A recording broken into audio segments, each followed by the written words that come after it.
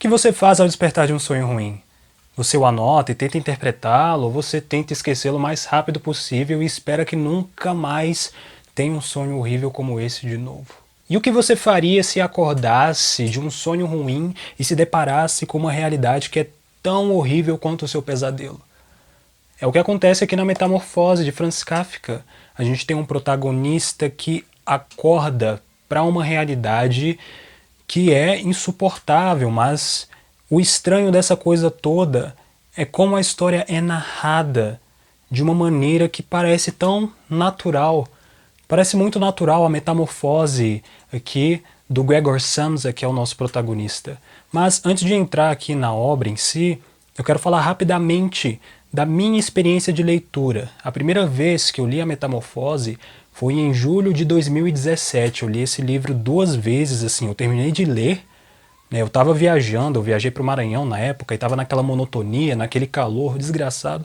Aí não tinha que fazer, não tinha outra coisa para fazer senão ler. Então eu li, eu acho que na ida e na volta. Eu li lá, não sei se eu li 3 vezes, enfim, 2017. E nessa época, né, eu não sabia no período, mas foi quando a minha história nasceu. Porque recentemente eu publiquei um livro, né, A Mulher de Olhos Arregalados, este livro aqui, e a protagonista, quer dizer, não a protagonista, né, mas a entidade que aparece aqui na história, ela surgiu pela primeira vez nesse sonho que eu tive em julho de 2017. E na época eu fiz até um desenho, que eu vou mostrar aqui para vocês, não sei se vai dar para ver por conta da iluminação, mas eu fiz esse desenho aqui na época, e assim, foi um dos sonhos mais horríveis que eu tive na minha vida, se não o mais horrível. Porque eu acordei, né, eu estava num quarto assim, bastante frio, eu acordei todo arrepiado, porque ela aparecia assim, e assim, toda vez que eu olhava para ela, eu lembro que eu olhei 2 vezes para ela no sonho, e eu me arrepiava inteiro, cara, era absurdo. Eu acordei com a mesma sensação que o eu do sonho tinha, né, enquanto observava essa mulher. Então assim, eu nem preciso descrever como Kafka foi uma influência absurda para minha escrita. Então, 1 ano depois, eu comecei a escrever a história com base na Mulher de Olhos Arregalados. E, assim, eu devo bastante coisa a esse autor aqui. Então, vamos lá. Uma coisa que eu quero falar antes também é que, como eu disse no vídeo de introdução a Kafka, esses vídeos de agora eles vão ter um novo formato. Toda vez que eu tiver a edição do livro em inglês, como eu tenho aqui da Metamorfose, eu tenho essa edição em inglês, eu vou fazer o primeiro bloco falando da obra e o segundo bloco eu vou dar uma aula de inglês, ok? Então, se você tiver interesse em aprender inglês, fica aí até o final, que eu inclusive deixo um vocabulário da aula também no final. Então assista a aula de inglês também. Beleza, certa manhã, ao despertar de sonhos intranquilos, Gregor Samsa encontrou-se em sua cama metamorfoseado num inseto monstruoso. Se veja nessa situação aí, você acorda de repente e você está metamorfoseado num inseto. O que você vai fazer? E para piorar aqui a situação do Gregor é que ele parece ser o agente principal ali na casa, a pessoa que é mais ativa, né, a pessoa que sai para trabalhar, né, ele trabalha como caixeiro viajante, então ele está sempre viajando ali né, para entregar coisas ou para, né, vender algum produto, alguma coisa nesse sentido. Então ele está sempre viajando e ele vai descrever aqui depois como essa vida é muito desagradável para ele, né? As relações que ele consegue, quer dizer, as relações que ele não tem, né? Porque ele não tem uma relação com as pessoas, ele está sempre viajando e assim não tem tempo para estabelecer nada, assim, é tudo muito, sabe, muito fluido, muito líquido. E o que é muito semelhante ao que acontece hoje. Hoje as pessoas geralmente elas têm dificuldade de manter relações. Você tem um amigo ou outro ali, mas a gente passa pelas pessoas como se, sabe, como se não fosse nada mesmo. E uma coisa que eu tento fazer assim na minha vida é quando eu falo com estranhos, eu tento ter a melhor conversa possível, se essa pessoa permitir também, né? Mas assim, é uma vida de bicho. Então a interpretação que eu tenho, já que de cara, né, da metamorfose, é que o Gregor Samsa ele já era um inseto antes de se tornar um inseto, porque ele vivia uma vida de bicho, porque ele estava sempre trabalhando, tudo era jogado ali nas costas dele. A gente vai ver nessa história que o quarto dele é meio que no centro da casa. Eu vou chegar nisso daqui a pouco, mas é como se tudo tivesse cercando ele, como se todas as cobranças, como se todas as exigências estivessem caindo ali sobre os ombros do Gregor. E o que acontece é que ele desperta e ele não vê a metamorfose dele como algo muito estranho, assim. Ele fica pensando sobre o trabalho. Ele pensa, tá, eu vou me atrasar para pegar o trem, então vai ter uma cobrança, vai ter isso, vai ter aquilo, e ele fica pensando sobre a rotina da vida, sobre as obrigações dele, e o cara tá metamorfoseado num inseto, sabe? Então, assim, é muito louco isso. Essa história, ela foi me incomodando muito. Essa história e o processo, que eu vou chegar no processo ainda, né, vai ser uma das últimas histórias, eu acho, dessa série, mas o processo foi uma história que me incomodou muito, porque acontece uma coisa que vai acontecer aqui nessa história, que é a mistura da vida pública com a vida privada. Porque o fato de o Gregor não ter acordado e ido pegar o trem para trabalhar faz com que o próprio gerente vá até a casa dele e bata ali na porta e quer saber, né, por que você não foi trabalhar. Então, assim, essa figura do gerente ali foi uma coisa que para mim gerou muito incômodo, assim. O que esse gerente está fazendo na casa dele? Então, assim, né, ele acorda, beleza, se atrasa e começam as cobranças. Quando a família percebe que ele ainda está em casa, que ele, né, não despertou, eles começam a cobrar também. A mãe, de uma forma mais suave, vai ali na porta e tenta saber o que aconteceu. E o pai, né, ele é mais rígido. Tem esse contraste da mãe, que é mais suave, e o pai, que é bastante rígido. A gente vai ver alguns elementos ali que demonstram, que mostram como ele é uma figura poderosa de autoridade, como, por exemplo... Ah, não, acho que essa, na verdade, é uma descrição do gerente ali, que ele aparece com botas de verniz. Então, ele ouve ali, o Gregor, ele está ouvindo tudo ao redor, e o gerente está passeando ali pela casa dele com botas de verniz, que é um símbolo de poder. Mas o pai também, eu acho que vai ter uma descrição depois de uma bota dele, que é grande também. Aí vai ter uma descrição do chefe que se senta sobre a escrivaninha para falar de alto, né, do alto para baixo, assim, com os funcionários. Então a gente tem essas figuras, né, o pai, o gerente, o chefe, e todos eles, né, numa posição acima, assim.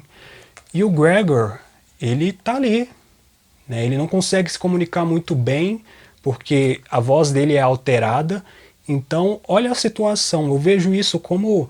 Eu acho que isso deve ter tido influência em muita coisa, porque eu já lembro, eu não consigo lembrar exatamente, mas eu já vi em alguns outros lugares, né, um roteiro em que um personagem ele não consegue se comunicar, ele não consegue se fazer entender, o que é algo desesperador. Imagina se de repente você perdesse a sua habilidade de se comunicar. E isso dá um caráter de sonho para a coisa, porque geralmente quando a gente tem um sonho ruim, acontece de a gente perder alguma habilidade. Por exemplo, você está fugindo de uma criatura, mas você desaprende a correr. Então toda vez que você tenta correr, você tropeça e cai. Mas a criatura nunca chega e te abocanha, né? Você está sempre fugindo ali, sem habilidade, mas parece que você está preso eternamente, né, nessa situação em que você não tem uma habilidade tão necessária, assim. E o Gregor, ele não consegue, por exemplo, comer coisas básicas. Ele não consegue mastigar direito, e tudo que ele tem que comer é porcaria. E a minha interpretação de que ele já era um inseto antes de se tornar um inseto era porque ele já comia porcaria antes de se tornar um inseto. Então, quando ele viajava, né, a comida era muito ruim. Ele vai falar que a comida era muito ruim, que a vida era insuportável, ficar viajando por ele, não aguentava. Ele só estava ali por conta da família. Porque se não fosse por conta da família, ele pedia as contas e ia embora da empresa. Mas ele é a figura central ali na obra, como a gente vai ver aqui quando ele descreve o quarto. Ele está deitado ali na cama com dificuldade para se levantar, e o quarto ali tem portas laterais. Então de um lado a gente tem a irmã, do outro lado a gente tem o pai. Aí quando o pai percebe que ele não acordou, que ele não saiu, né, ele começa a bater ali e cobrar o Gregor. Então, assim, gente, dá uma agonia, né? Você imaginar esse personagem cercado, assim, como se ele não tivesse saída. Aí tá ali o gerente na porta pedindo uma explicação, aí o pai pressionando o Gregor para abrir a porta, aí a mãe inventando desculpa, talvez ele esteja muito doente, porque ele fez isso, não sei o que e tudo mais. Aí o Gregor ele se esforça para abrir a porta e é muito louco assim, porque ele pensa que talvez ele poderia até ter algum reconhecimento pelo esforço que ele está fazendo, né? Mas por não conseguir comunicar nada, fica mais difícil ainda a situação dele e todo o tratamento que ele recebe parece muito hostil, assim, ele é tratado como um bicho mesmo. Então o gerente começa a falar que ele não, né, ele não estava tendo um bom rendimento, que a posição dele, né, não era muito confiável, se ele poderia ser demitido. Então, assim, em algum momento ele consegue abrir a porta e ele tem um pensamento de que se as pessoas ali se assustassem, né, ele poderia ficar tranquilo ali, não teria mais responsabilidade, mas se elas não ficassem assustadas, ele poderia pegar o trem e voltar a trabalhar. Então fica um negócio absurdo assim de, meu amigo, você está metamorfoseado no inseto, não existe a opção de você trabalhar. E é isso que vai te dando agonia, porque parece que ele nunca tem noção da dimensão do problema em que ele está metido.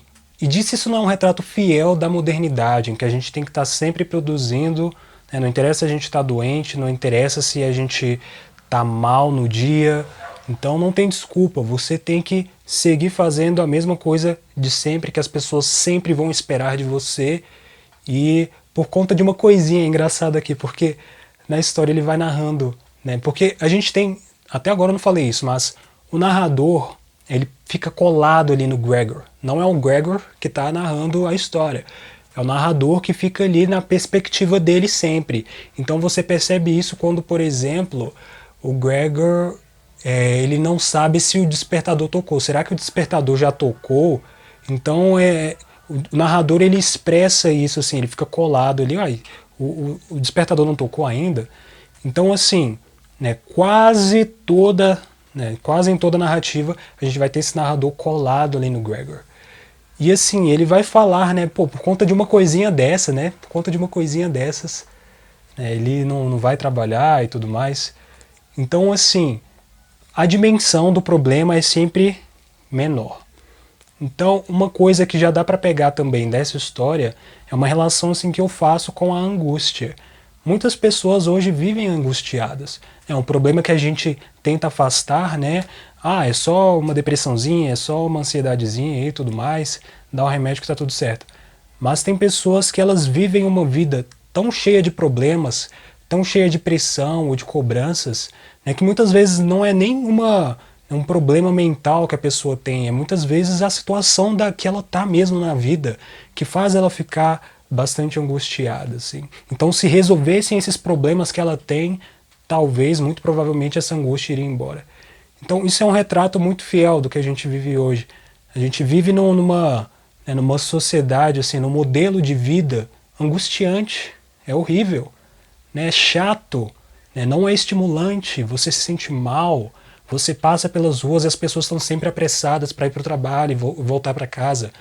Na cidade onde eu moro mesmo, aqui em Brasília, né, a gente tem aqui na capital, a gente tem a cidade central, né, ali no plano piloto, e as cidades satélites. E basicamente o estilo de vida aqui em Brasília é as pessoas saírem da satélite para ir trabalhar, volta para a satélite para descansar. Vai trabalhar, volta. Vai para trabalhar, volta.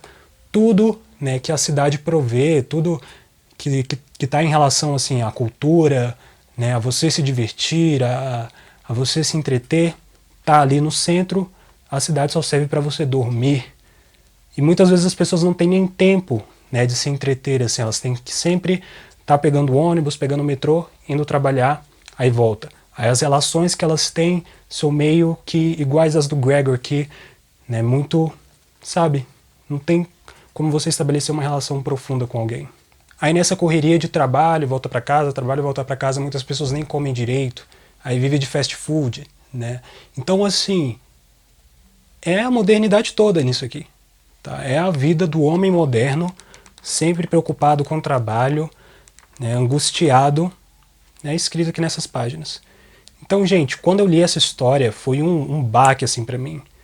Caramba, cara, eu sou um inseto, eu tô vivendo como um inseto, tá? Isso não é vida. Então, olha o poder que a literatura tem de mudar a sua vida. Você se percebe dentro de um livro e você começa a agir de forma diferente. Eu tava pensando, caramba, um dia eu vou morrer e eu tô vivendo essa vida de inseto? Não, cara.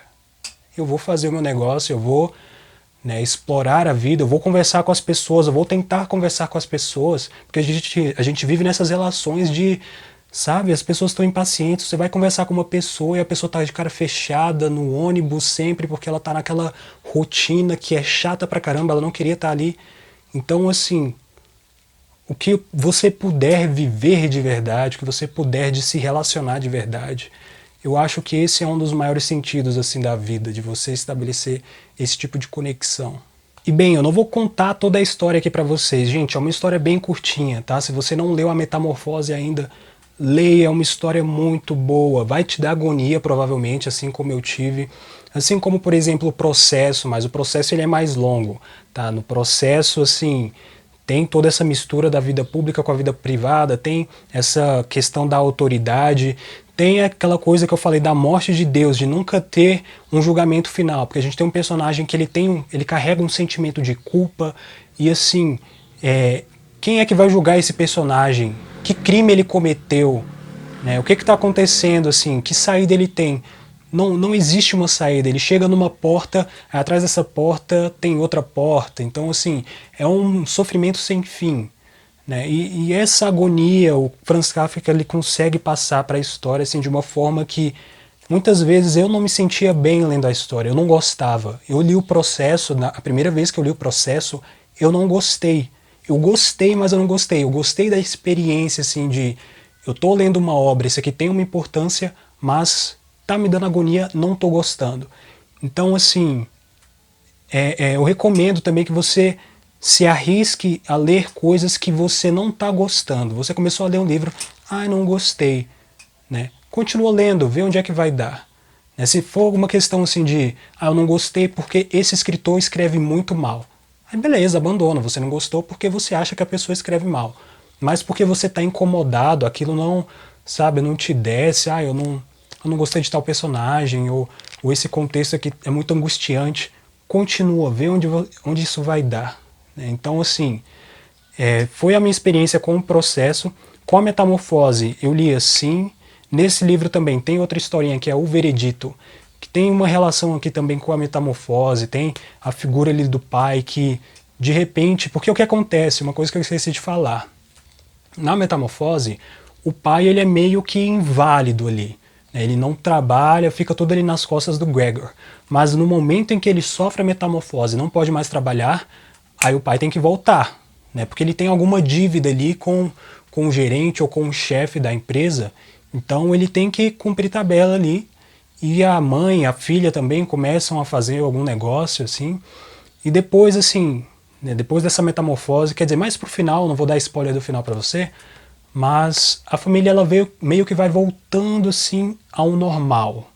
E no Veredito, a gente tem essa figura desse pai que também é meio inválido, após a morte ali da esposa, ele fica meio inválido, mas de repente ele tem um vigor temporário assim para dar aquela pisada no filho, né, que é muito característico de Kafka isso, né, as botas, eu acho, se eu não me engano, vai ter essa essa figura, acho que não de uma bota, na verdade é da altura, porque no Veredito tem um momento em que o pai ele sobe numa cama e ele fica maior que o filho. Mas eu vou chegar no Veredito depois, a gente vai conversar sobre isso no próximo vídeo, ok?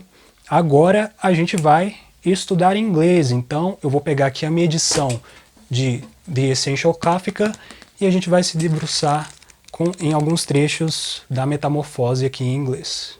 Então, pessoal, vamos começar. Aqui a gente tem um subtítulo nessa história que eu não vi aqui em português, que é The Transformation of Gregor Samsa, okay? A transformação do Gregor Samsa. E ela começa da seguinte forma.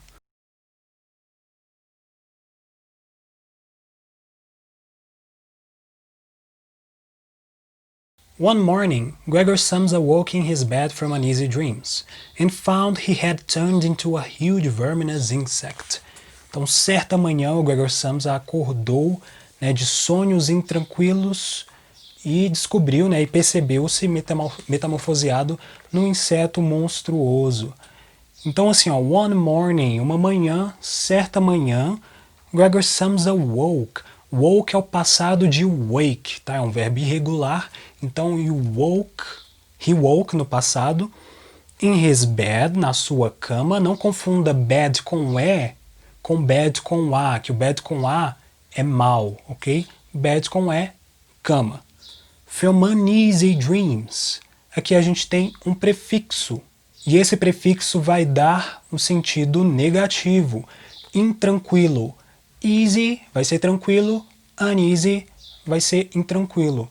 A gente conhece também, vocês devem conhecer easy como fácil, né? Então, assim, se é fácil, pode ser tranquilo também, tá? É um sinônimo. E eu quero mostrar uma expressão aqui para vocês, ó. Take it easy. Você já ouviu isso em algum lugar? Take it easy, dude. Tenha calma, fica tranquilo, ok? Take it easy. Fica tranquilo, tenha calma. And okay. He woke in his bed from uneasy dreams and found. Descobriu, to find. É você descobrir ou você encontrar alguma coisa, ok? Mas aqui ele descobriu, né, ele viu a si mesmo. Found he had turned into a huge verminous insect. Ele descobriu, ele se viu ali transformado, que ele se transformou num inseto verminoso. Eu nem sei se essa palavra existe em português, mas um inseto monstruoso, né? E assim, huge vai dar, né, esse sentido de grande, é huge. E aqui a gente vai ter um tempo, pessoal, né, que é o tempo, né, do passado perfeito. Ele vai ser um passado antes do passado. Então a gente vai observar isso aqui rapidinho. To turn into é você, né, é transformar. If something turns into something else, essa coisa se transforma numa outra coisa. Aqui o Gregor turns into an insect. E beleza, né? A gente vai ver aqui quando cada coisa acontece. Ele se transformar no inseto aconteceu antes de ele acordar e descobrir que se transformou no inseto, certo? Então, por isso que ele está aqui no tempo perfeito, que ele está antes, né? He woke and found he had turned. Isso aconteceu antes. Had turned into a huge verminous insect. O que acontece é que a gente tem esse verbo aqui como auxiliar, had. Ele vai estar só auxiliando o verbo to turn into, ok? Agora o trecho 2.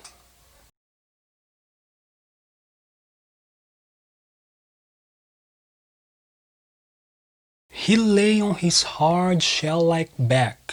Ele deitou-se ali sobre as suas costas duras em formato de concha, de casco. To lay é deitar. E hard, aqui vai ser duro, ok? Pode significar difícil também.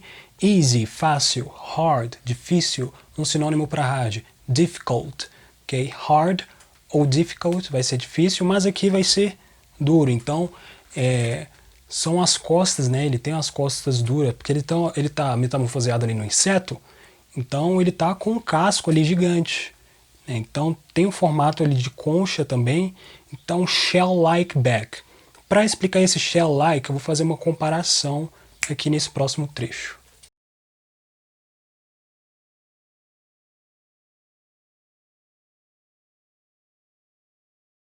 Eu peguei esse trecho aqui do início de outra história de Kafka que a gente vai ver aqui nessa série, que é na colônia penal, in the Penal Colony, que basicamente, assim, em resumo, um rapaz, um viajante, ele visita uma colônia penal, um local ali onde as pessoas eram condenadas.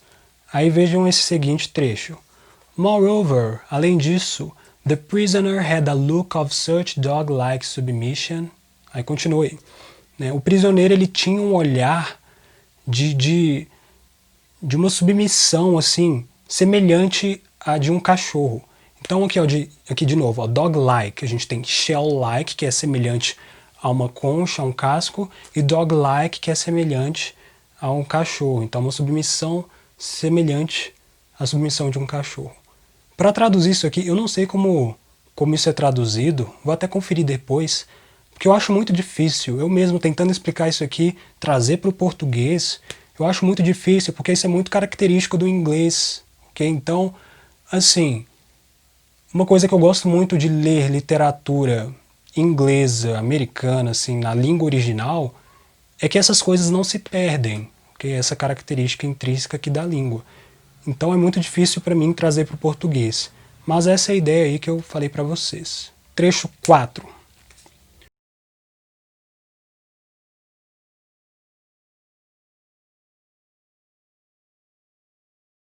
What has happened to me?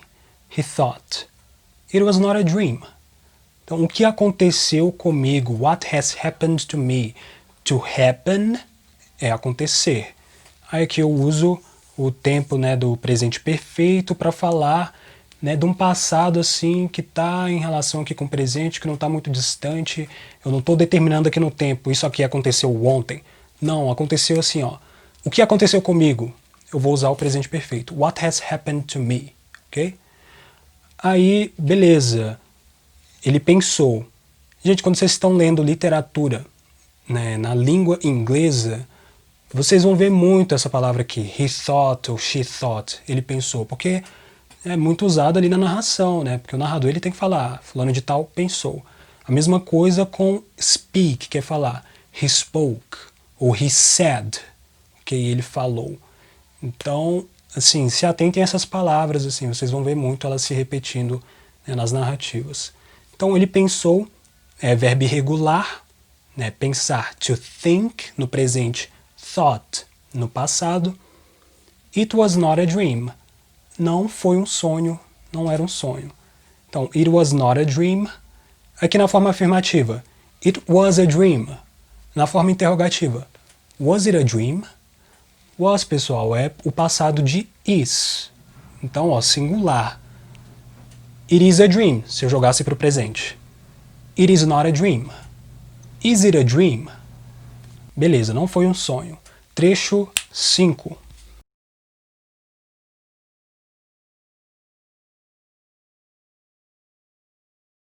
Samsa was a traveling salesman. Samsa was a traveling salesman. Um vocabulário aí para vocês. O Samsa ele era um caixeiro viajante. Travel, viajar. Ok? To travel, viajar. Traveling salesman, caixeiro viajante. Sales vai ser vendas. Man, homem. Salesman, né, vai ser um vendedor, ok? A gente vê ali também, como vendedor, é possível dizer salesperson, você pode dizer salesman ou salesperson para vendedor. Aqui a profissão é caixeiro viajante. That's it, pessoal. Esses foram os trechos que eu trouxe aqui para vocês, 5 trechos aí. E agora eu vou deixar vocês com o vocabulário também. Separei um vocabuláriozinho aí. E é isto. Keep on rocking in the free world. Beijão e peace out.